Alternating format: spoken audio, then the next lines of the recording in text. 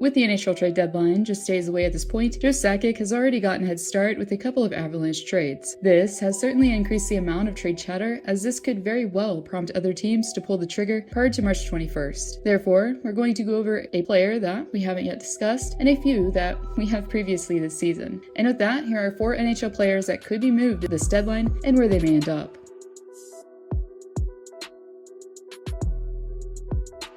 If you're a Toronto fan, or just a hockey fan in general, then you may be tired of hearing the words Toronto and goaltending in the same sentence. Since the Maple Leafs are considered to be the most talked about team in the NHL, everything about them seems to be amplified to an extent. But while taking into account that Jack Campbell is out with injury and Peter Mrazek is currently sporting the 5th worst save percentage league-wide, spectators have been onto something. While we did recently touch on the possibilities of Dubas recruiting MarcAndre Fleury into the fold, I thought it'd be interesting if the Leafs considered bringing back a familiar face instead. Yes, we are talking about Optimus Rhyme, aka James Reimer. After arriving in San Jose, Reimer has been having a respectable season so far as a Shark. While he hasn't been in net for a cup contender, Reimer has still managed to record a decent .196 save percentage and a 2.84 goals against average. Even though they aren't Vezina winning numbers for Kyle Dubas, who has several needs to meet this deadline, Reimer could be a goalie worth considering. Reimer, who is set to be a UFA in 2023, has a modified no-trade clause with a 10-team no-trade list and only carries a modest $2.25 million cap hit. The netminder has also had a taste of postseason hockey as well, with 11 playoff games under his belt, and has had decent numbers throughout. If Dubas wants an option that wouldn't be very costly, Reimer could be an option for the Leafs this deadline.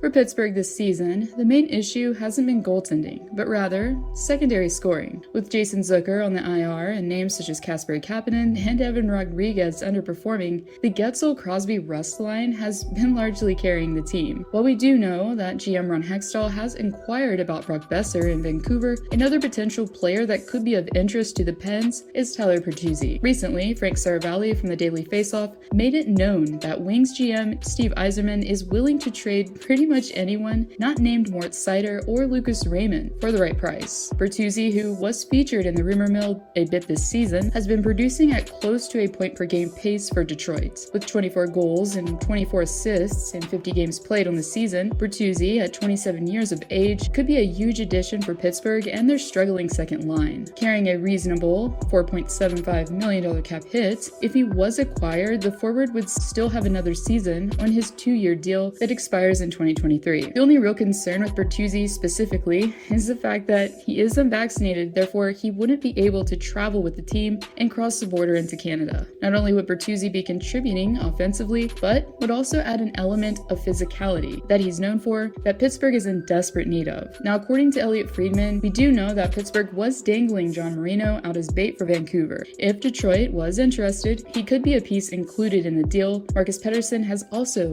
been in the rumor mill, as he was recently a healthy scratch for Mike Sullivan. Probably the player that has been talked about the most so far pre-deadline has been 3-time Stanley Cup champ MarcAndre Fleury. And for good reason. Due to the fact that there's not many elite netminders available for the taking, Fleury has been considered to be a potential solution for a slew of cup contenders. And really, for the majority of the season, even considering the prospect of Fleury putting on a Minnesota jersey was pretty much looked at as ludicrous. With Cam Talbot and Kaapo Kähkönen in net for the Wild, things were moving smoothly for the team. Keyword were. After just 4 wins in their last 10 games and losses to Buffalo, Ottawa, and Columbus throughout, fans in the Twin Cities have been hitting the panic button here recently. Looking at it more closely within the past month, both Talbot and Kähkönen are within the bottom 10th league-wide for worst save percentage and goals against average. Therefore, even though Billy Guerin has said in the past that he won't be dealing his first-round pick, you have to wonder if he's beginning to change his tune considering. In an article from The Athletic, which I'll link below, the concept of MarcAndre Fleury to Minnesota was addressed, and an interesting spin was put on things. Since the West has been pretty much wide open still in the postseason race, it raised the possibility of Fleury helping Minnesota defeat Vegas in the playoffs. As most of us know, Fleury has let it be known that he won't be joining a cup contender unless he knows that he has a chance to win. But since St. Paul isn't drastically far from Chicago, and his former teammate is now the GM of the Wild, those are a couple things that Minnesota has going for them in the Fleury sweepstakes. Knowing the impending cap crunch that is coming to the books next season, there's no doubt that Guerin will be doing something big this deadline, even if it's not trading for the flower.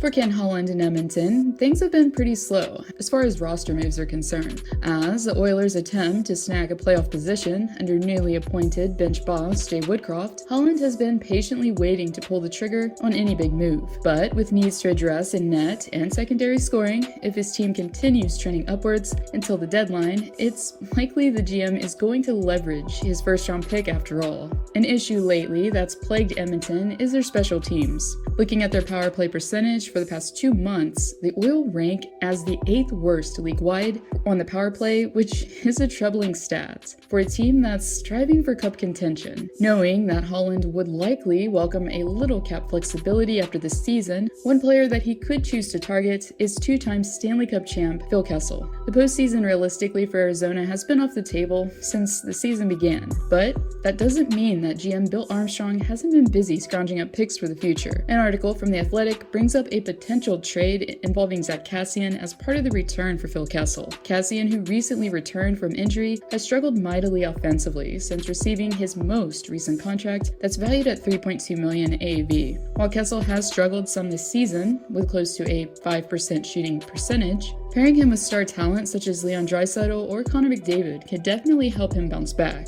Kessel has proven before that he can play with star talent, as he was a welcomed complement to Evgeny Malkin for back-to-back cup runs. Knowing Kessel's lethal shot, setting him up for one-timers on the power play could help give Edmonton an edge if they do indeed make the playoffs. Due to his production this season, Kessel's value has dropped significantly, but the article proposes Zach Kassian as the return to Arizona along with a third-round pick if Arizona retains half of Kessel's salary. The deal itself wouldn't break the bank for Holland and would give more flexibility for free agency, as Kessel's contract will expire this summer.